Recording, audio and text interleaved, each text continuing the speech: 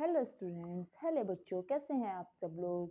I hope आप सब लोग बहुत अच्छे होंगे, मज़े में होंगे, अपनी अच्छे से पढ़ाई कर रहे होंगे। पढ़ाई क्या है हमारा फर्स्ट मोटिव, क्योंकि हमें पढ़ के ही तो बड़ा बनना है। अच्छा, एक बात बताइए, हमने कितने चैप्टर्स कंप्लीट किए हैं? 3 चैप्टर्स हम कंप्लीट कर चुके हैं अपनी 11th की फिजिक्स के। आज हम अपना chapter number 4 law of motion start करने वाले हैं। इस चैप्टर में हम मोशन के लॉज के बारे में पढ़ने वाले हैं और उससे जुड़ी बाकी अदर डेफिनेशन, अदर एक्सप्लेनेशन भी हम पढ़ने वाले हैं। तो चलिए बिना किसी देरी के हम अपना chapter 4 law of motion start करते हैं। आइए स्टूडेंट्स स्टार्ट करते हैं हम अपना चैप्टर 4। क्या है हमारा चैप्टर 4? चैप्टर 4 है लॉज ऑफ मोशन, यानी मोशन के नियम। मोशन, जो हमारा मोशन होता है ना, उसके कुछ लॉज होते हैं, हम उन्हीं के बारे में यहाँ पे पढ़ने वाले हैं। उसमें से आज हम मेनली 3 टॉपिक्स डिस्कस करने वाले हैं। कौन कौन से हैं वो 3 टॉपिक्स? हमारा फर्स्ट टॉपिक होने वाला है एरिस्टोटल फैलेसी। एरिस्टोटल फैलेसी क्या है? देखिए, एक साइंटिस्ट थे एरिस्टोटल, उन्होंने हमें मोशन से रिलेट कुछ कॉन्सेप्ट दिए थे, कुछ बातें बताई थी, लेकिन उस टाइम पे तो वो वैलिड थी, लेकिन वो सब उनकी सिर्फ फैलेसी यानी भ्रांति थी, उनका भ्रम था, एक्चुअल में वो नहीं होती थी। तो हम उनमें से, वो आज के टाइम में तो वैलिड नहीं है, मॉडर्न फिजिक्स में तो वो वैलिड नहीं है, लेकिन हाँ, उन पे बेसिस हम कुछ अपने कॉन्सेप्ट भी क्लियर कर सकते हैं। तो उसी से रिलेटेड हम ये टॉपिक पढ़ने वाले हैं, एरिस्टोटल फैलेसी। दूसरा टॉपिक होने वाला है हमारा लॉ ऑफ इनर्शिया, यानी जो हमारी इनर्शिया होती है ना, उसका क्या लॉ होता है। इनर्शिया क्या होती है? इनर्शिया हमारी ऑब्जेक्ट की प्रॉपर्टी होती है। ठीक है, हम इसके बारे में भी यहाँ पे डिटेल डिस्कस करने वाले हैं। थर्ड टॉपिक हमें पढ़ने वाले हैं Newton first law of motion. जो न्यूटन का फर्स्ट लॉ है मोशन का, हम उसे पढ़ने वाले हैं। देखिए स्टूडेंट्स, मैं इस वीडियो में क्या कवर करने वाली हूँ मैंने आपको बता दिया है। अब आप चाहें तो आप इसमें से, आपको जिस टॉपिक की ज़रूरत है ना, आप उसी को देख सकते हैं, अदरवाइज आप इस वीडियो को पूरा देखिएगा, ये वीडियो आपके लिए बहुत इंपॉर्टेंट होने वाला है। तो चलिए हम अपना बिना देरी के अपना first topic Aristotle fallacy start करते हैं। चलिए स्टूडेंट्स, क्या है हमारी एरिस्टोटल फैलेसी? एरिस्टोटल फैलेसी सिर्फ और सिर्फ एरिस्टोटल का इमेजिनेशन था। उन्होंने सिर्फ इमेजिन किया था कुछ बातों को और उसी को उन्होंने अपना कॉन्सेप्ट बना दिया था। ये एक इनकरेक्ट आइडिया था। ठीक है, उन्होंने क्या बताया था? उन्होंने बताया था कि किसी भी ऑब्जेक्ट की नेचुरल स्टेट उसका रेस्ट होती है, यानी अगर कोई भी ऑब्जेक्ट हमारी रेस्ट में है तो वो उसकी कैसी स्टेट है? नेचुरल स्टेट है। यानी कि अगर हमारी कोई ऑब्जेक्ट बॉल है, वो रेस्ट में है, तो उसकी नेचुरल स्टेट मानी जाएगी अकॉर्डिंग टू एरिस्टोटल। लेकिन ऐसा नहीं है कि अगर ऑब्जेक्ट हमारी रेस्ट में है तो ही वो उसकी नेचुरल पोजीशन होती है। उन्होंने क्या माना था? तो उनका जो स्टेटमेंट था, जैसे कि उन्होंने माना था कि natural state of an object is rest. तो इस बेसिस पे उन्होंने एक डेफिनेशन दी थी। वो क्या थी? उन्होंने कहा था कि to keep an object in motion and external force is required. किसी भी ऑब्जेक्ट को मूव कराने के लिए एक्सटर्नल फोर्स की ज़रूरत होती है। जैसे कि अगर हमारी कोई बॉल है, रेस्ट में है, तो उसे मूव कराने के लिए हमें फोर्स अप्लाई करना पड़ेगा। ठीक है, अगर ये सही बात है कि हाँ, हमें किसी भी ऑब्जेक्ट को, सपोज यहाँ इनिशियल पोजीशन में यहाँ है, तो इसे हमें जब मूव कराना है तो हमें इसे फोर्स अप्लाई करना पड़ेगा। लेकिन उससे आगे उन्होंने क्या बताया कि अगर ये बॉल मूव करना स्टार्ट हो जाती है तो ये थोड़ी देर बाद रुक जाती है। ये हमारा कॉन्सेप्ट क्लियर है। ये हम फ्रिक्शन के कॉन्सेप्ट से निकालते हैं कि फ्रिक्शन की वजह से रुकती है। लेकिन उन्होंने ये बताया था कि जब तक, जैसे ही हमने इस बॉल पर फोर्स अप्लाई करना बंद कर दिया तो ये बॉल हमारी रुक जाएगी। तो ये उनका गलत कॉन्सेप्ट था। ठीक है, जैसे कि एग्जांपल लिया मैंने, शूट एंड एरो। एक एरो को शूट करते हैं तो एरो हमारा चलता जाता है, चलता जाता है। उनके अकॉर्डिंग क्या था, एरिस्टोटल ने क्या बताया था कि जब हम एरो को शूट करते हैं, तो देखिए मैं इस चीज को आपको क्लियर कर देती हूँ पहले कि एरो को शूट करने पे होता क्या है और उनका इमेजिनेशन क्या था। देखो स्टूडेंट्स, आपको प्रोजेक्टाइल मोशन का टॉपिक याद है? अगर याद है तो वेल एंड गुड, वरना मैं एक्सप्लेन करती हूँ। तो वहां पे मैंने एक एग्जांपल लिया था एरो का। याद है आपको कि मैंने वहां पे एक एग्जांपल लिया था एरो का, कि जब हम एरो को शूट करते हैं तो किस तरह से और क्यों शूट करते हैं। तो मैं उसी एग्जांपल को लेते हुए ये चीज आपको वापस याद दिलाती हूँ। देखो, ये था मेरा एग्जांपल, कि अगर हमने यहाँ से एरो को शूट किया तो क्या होगा, ये प्रोजेक्टाइल पाथ पे जाएगा। ठीक है, प्रोजेक्टाइल ट्रेजेक्ट्री होगी इसकी। और ये हमारा यहाँ पे शूट हो जाएगा। ठीक है, ये इस तरह का कर्व पाथ को ऑब्टेन करेगा।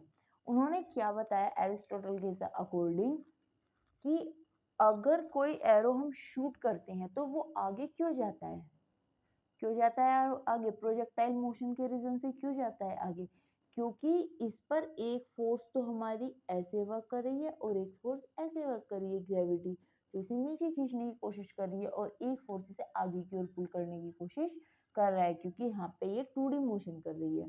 ठीक है, यहाँ पे हम एयर रेजिस्टेंस 0 मान चुके हैं। ठीक है, तो अब यहाँ एयर तो हमारी काम करेगी नहीं, क्योंकि एयर रेजिस्टेंस हमने 0 मान लिया कि एयर का तो कोई असर ही नहीं है।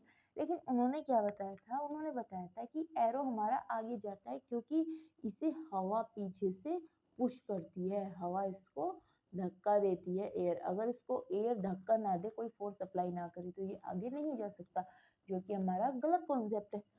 ठीक है, क्लियर है स्टूडेंट? ये शूट एंड एरो में क्या है इसका मतलब कि हमारा कोई भी एरो शूट करने पर इसीलिए आगे चलता है क्योंकि वहां पे एयर उसको एक फोर्स, एक्सटर्नल फोर्स अप्लाई कर रही है एयर उस पर। ठीक है, तो इस बेस पर हम कह सकते हैं कि एरिस्टोटल के जो मोस्टली आइडियाज थे ना मोशन के, वो रॉन्ग थे। हालांकि वो उस टाइम क्लियर थे, सही थे, और उनकी हेल्प से न्यूटन को भी काफी काम किया था, न्यूटन ने भी उन कॉन्सेप्ट की हेल्प से। लेकिन आगे जाके क्लियर हुआ जब और रिसर्चेज हुए, टेक्नोलॉजी डेवलप हुई, कि ये सब उनके आइडियाज रॉन्ग थे। ठीक है, मैं एक एग्जांपल लेके चल रही हूँ चाइल्ड का और उसे एक्सप्लेन करती हूँ। देखो कैसे रॉन्ग थे, क्या आइडिया था। एक बच्चा है, वो एक कार के साथ खेल रहा है फ्लोर पर। ठीक है, जब बच्चा कार के साथ खेलता है तो वो ऐसे अपनी कार को आगे पुश करता है। ठीक है, अब क्या होता है, जैसे बच्चा आगे पुश कर रहा है और बच्चे ने पुश करके उसको ऐसे छोड़ दिया, तो कार हमारी थोड़ी देर बाद रुक जाएगी। रुकती है ना बच्चों, होता है ना ऐसा, आप भी खेलते हो ना, अगर हम कुछ इस तरह से ड्रैग करते हैं फ्लोर पे तो वो थोड़ी देर बाद रुक जाती है। तो वहां पे एक्चुअल कॉन्सेप्ट क्या है हमारा, एक्चुअल कॉन्सेप्ट हमारा होता है फ्रिक्शन।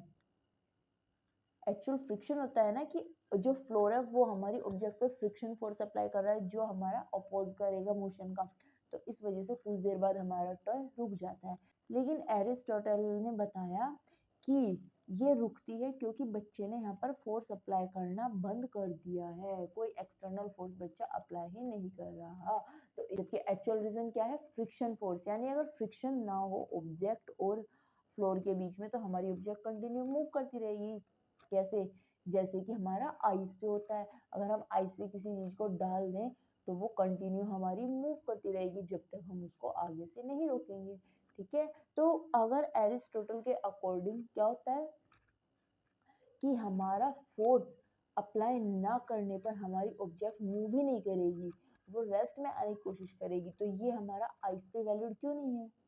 फिर तो ये आइस पे भी वैलिड होना चाहिए, आइस पे भी थोड़ी देर बाद ऑब्जेक्ट रुक जानी चाहिए। लेकिन ऐसा नहीं होता क्योंकि इसका एक्चुअल रीजन है फ्रिक्शन फोर्स। क्लियर है स्टूडेंट इतना कि एरिस्टोटल क्यों फेल हुए थे? ठीक है, तो ये एरिस्टोटल की फैलेसी। ठीक है, हमें इसकी ज्यादा जरूरत नहीं है, लेकिन हमारे कॉन्सेप्ट के लिए इसकी जरूरत है क्योंकि न्यूटन के लॉ ऑफ मोशन जो थे इसी पर बेस्ड थे। तो हमें सिर्फ इतना ही मेन टारगेट जो है, हमारा मेन डेफिनेशन हमारी क्या है, तो हम इसकी एक मेन डेफिनेशन उठाएंगे बस इस टॉपिक से। क्या है वो? ऑब्जेक्ट को मोशन में लाने के लिए हमें एक्सटर्नल फोर्स अप्लाई करना पड़ता है। ठीक है, इसकी मेन डेफिनेशन एरिस्टोटल फैलेसी की ये थी। क्लियर हो गया इतना? तो ठीक है, अब हम आगे बढ़ते हैं और हम ना नेक्स्ट टॉपिक पढ़ते हैं, law of inertia. Law of inertia क्या है? सबसे पहले हम पढ़ते हैं इनर्शिया क्या होती है। ठीक है, सबसे पहले हम अपना टॉपिक क्लियर करते हैं इनर्शिया, उसके बाद हम लॉ ऑफ इनर्शिया पढ़ेंगे। क्या है लॉ ऑफ इनर्शिया? तो इनर्शिया क्या होती है? इनर्शिया होती है किसी भी ऑब्जेक्ट के मास से रिलेट।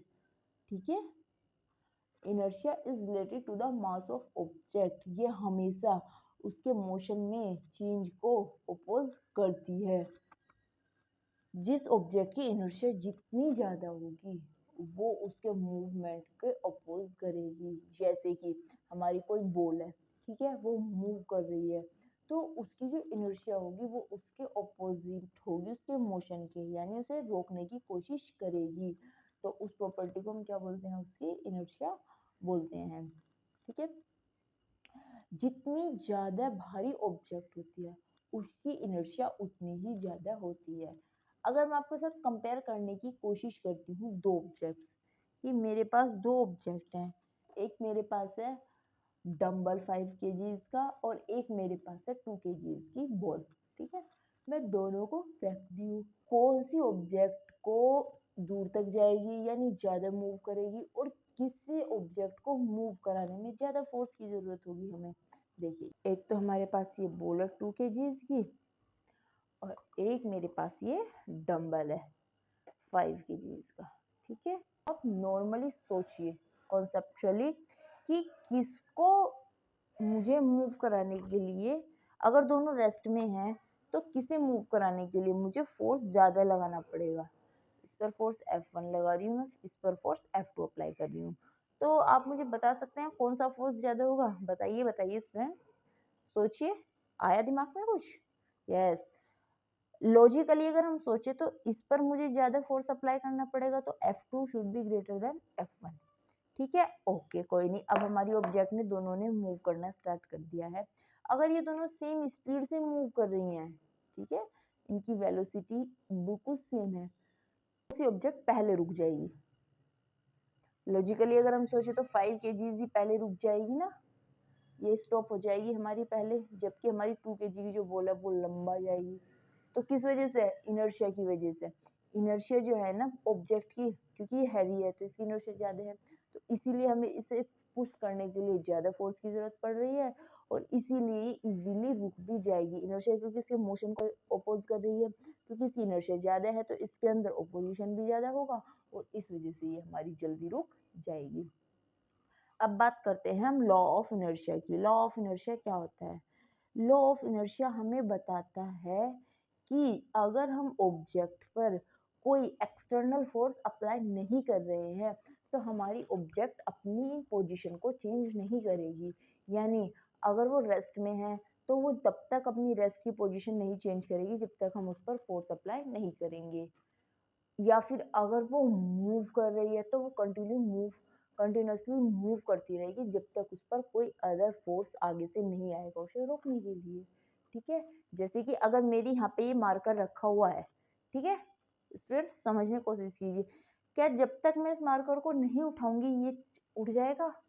क्या ये पॉसिबल है कि ये अपनी ये स्टेट चेंज कर लेगा जब तक मैं इस पर एक फोर्स लगा के इसको ऐसे नहीं उठाऊंगी?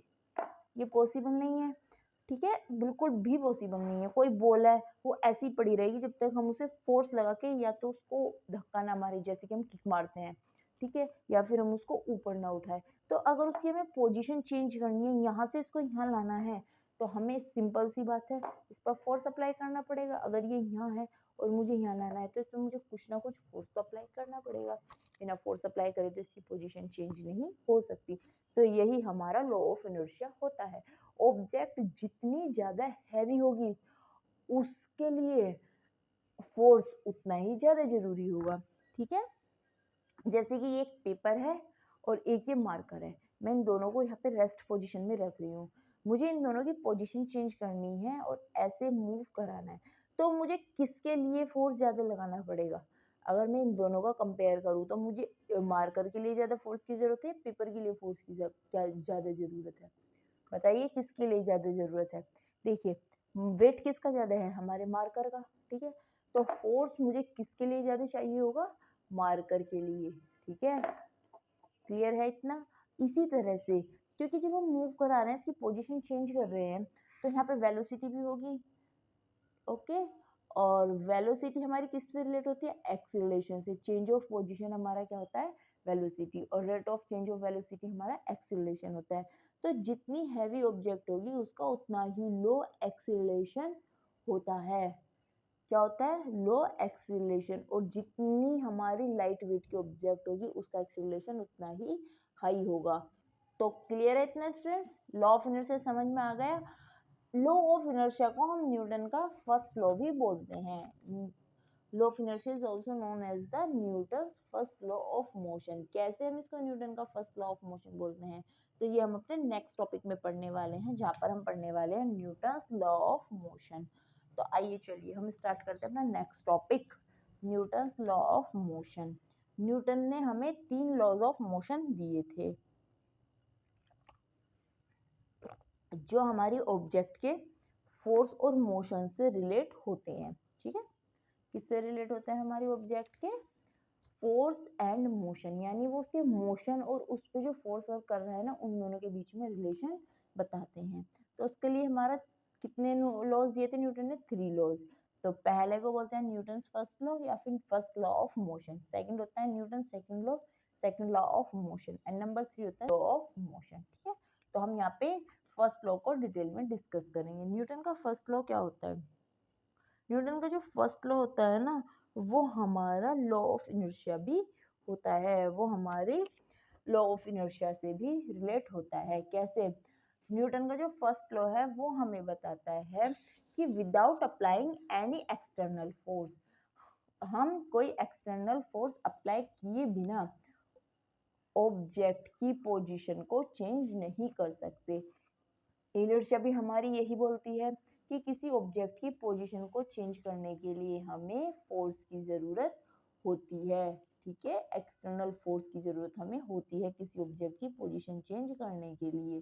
ठीक है, यही बात तो हमारी इनर्शिया बोलती है, यही हमारा फर्स्ट लॉ बोलता है कि without applying any external force, apply किए बिना किसी एक्सटर्नल फोर्स को हमारी ऑब्जेक्ट की पोजीशन चेंज नहीं हो सकती। इसके कुछ एग्जांपल्स हैं, जैसे कि अभी मैं ये रख देती हूँ मार्कर को टेबल के ऊपर, तो अगर मुझे इस मार्कर को उठाना है, इसकी पोजीशन चेंज करनी है, इसको यहाँ से यहाँ लाना है, तो मुझे कुछ तो फोर्स इस पर अप्लाई करना ही होगा, बिना फोर्स किए तो अप्लाई ये चेंज नहीं हो सकती इसकी पोजीशन। ठीक है, तो ये हमारा यहाँ पे क्या हो गया, यहाँ पे लॉ ऑफ इनर्शिया और न्यूटन फर्स्ट लॉ दोनों अप्लाई हो गए। लॉ ऑफ इनर्शिया तो हमारा मास से रिलेट होता है कि कोई ऑब्जेक्ट जितनी ज्यादा भारी होगी उसे हमें मूव कराने के लिए उतने ही ज्यादा फोर्स की जरूरत होगी। और फर्स्ट लॉ हमारा रिलेट करता है सिर्फ उसके रेस्ट से और उसके मूवमेंट से, कि किसी ऑब्जेक्ट को मूव कराने के लिए हमें उस पर फोर्स अप्लाई करना पड़ेगा, बिना फोर्स अप्लाई किए वो मूव नहीं हो सकती। ठीक है, अब ये हमारे एक एग्जांपल और ले सकते हैं हम इसका, बॉल एट आइस, आइस पर बॉल, कि जब सपोज कोई आइस की पूरी लेक है हमारी, ठीक है, उस पर आइस है, तो अगर हम उस पर कोई बॉल डालते हैं तो वो कंटिन्यू ऐसे मूव करती रहती है, कब तक? जब तक हम सामने से आके उसको रोकेंगे नहीं, क्योंकि वहां पे भी हमारा न्यूटन का फर्स्ट लॉ ही अप्लाई होता है कि किसी ऑब्जेक्ट की पोजीशन को चेंज करने के लिए हमें क्या अप्लाई करना पड़ेगा? फोर्स अप्लाई करना पड़ेगा। क्लियर है इतना स्टूडेंट्स? कोई डाउट तो नहीं? क्लियर, समझ आ गया? फर्स्ट रूल क्या है न्यूटन का? कि किसी भी ऑब्जेक्ट की पोजीशन को चेंज करने के लिए हमें फोर्स अप्लाई करना पड़ेगा। अगर वो रेस्ट में है तो हमें उसे मूवमेंट कराने के लिए उस पर फोर्स अप्लाई करना पड़ेगा, या फिर वो यूनिफॉर्मली मूव कर रही है तो वहां पे भी हमें फोर्स अप्लाई करना पड़ेगा। अब आप क्या बोलोगे कि मैम मैंने किसी बॉल को इस तरह से फर्श पे ऐसे लुढ़का दिया, ठीक है, तो वो थोड़ी देर बाद रुक जाती है, तो यहाँ तो मैंने कोई फोर्स अप्लाई नहीं किया, फिर ये क्यों रुक गई? अरे बुद्धू, अभी हम पीछे पढ़ के आए हैं ना चाइल्ड का एग्जाम्पल, हमारे एरिस्टोटल फैलेसी में चाइल्ड का एग्जाम्पल पढ़ा ना, वहां पे कौन सा फोर्स वर्क कर रहा है? Hidden force. कौन सा है वो? Friction force. तो फोर्स तो वहां पे भी वर्क किया ना, फोर्स के वर्क करने की वजह से ही रुकी ना। तो किसी भी ऑब्जेक्ट के मूवमेंट को चेंज करने के लिए, उसकी पोजीशन को चेंज करने के लिए फोर्स अप्लाई करना ही पड़ेगा। ये हमें सर आइजैक न्यूटन ने बताया था, ये उनका फर्स्ट लॉ ऑफ मोशन था। क्लियर है इतना स्टूडेंट्स? कोई डाउट तो नहीं? अब न्यूटन का फर्स्ट लॉ इतना इंपॉर्टेंट क्यों है, क्यों हम इसको आज तक पढ़ते आ रहे हैं? हालांकि उनके टाइम पे इतनी टेक्नोलॉजी नहीं थी, न्यूटन के टाइम पे इतनी डेवलप नहीं थी हमारी साइंस, उनकी काफी सारी चीजें गलत भी मान ली गई थी, लेकिन फिर भी न्यूटन के जो लॉज है ना वो बहुत इंपॉर्टेंट है आज के टाइम पे भी। तो क्यों इंपॉर्टेंट है? नंबर 1, तो जो हमारा ये लॉ था ना न्यूटन का फर्स्ट लॉ, ये हमारी क्लासिकल मैकेनिक्स का बेस था। इसी लॉ पर हमारी क्लासिकल मैकेनिक डिपेंडेंट है, it is the foundation of classical mechanics. इसी से हमें फोर्स की इंपॉर्टेंस का पता चलता है, क्योंकि न्यूटन ने ही मोशन और फोर्स के बीच में रिलेशन दिए थे। तो न्यूटन के लॉज ही हमें फोर्स की इंपॉर्टेंस बताते हैं कि किसी भी काम को करने के लिए फोर्स कितना जरूरी है। क्लियर है इतना स्टूडेंट्स? कोई डाउट तो नहीं? तो ठीक है, मैं अपनी आज की वीडियो यहीं पर ही ख़त्म करती हूँ, यहीं पर ही रोकती हूँ। अगली वीडियो के लिए मेरे यूट्यूब चैनल फिज़िक्स की दुनिया को ज़रूर सब्सक्राइब करिएगा। नेक्स्ट वीडियो में मैं इसी चैप्टर के अगले टॉपिक्स के बारे में आपके साथ डिस्कस करने वाली हूँ। स्टूडेंट्स, आई होप आप लोगों को ये वीडियो देख के कुछ वैल्यू मिली होगी। ये आपके कॉन्सेप्ट को क्लियर करने में काफ़ी हेल्प करेगी। तो ऐसी और जानकारी के लिए फिज़िक्स से रिलेटेड मेरे फिज़िक्स के चैनल फिज़िक्स की दुनिया बाय जूही चौधरी को सब्सक्राइब करना ना भूलिए। तो मिलते हैं हम अपनी नेक्स्ट वीडियो में इसी चैप्टर के नेक्स्ट टॉपिक्स के साथ। तब तक के लिए thank you so much for watching my video. अपना ख्याल रखिए, अपना अच्छे से ध्यान रखिए, अच्छे से खाइए पिए और हाँ, अपनी पढ़ाई पर फोकस कीजिएगा। बिना पढ़ाई के इस दुनिया में कुछ भी पॉसिबल नहीं है। समझिए आप प्यारे प्यारे बच्चों। तो ठीक है, मैं आपको अपनी नेक्स्ट वीडियो में मिलती हूँ। तब तक के लिए थैंक यू सो मच।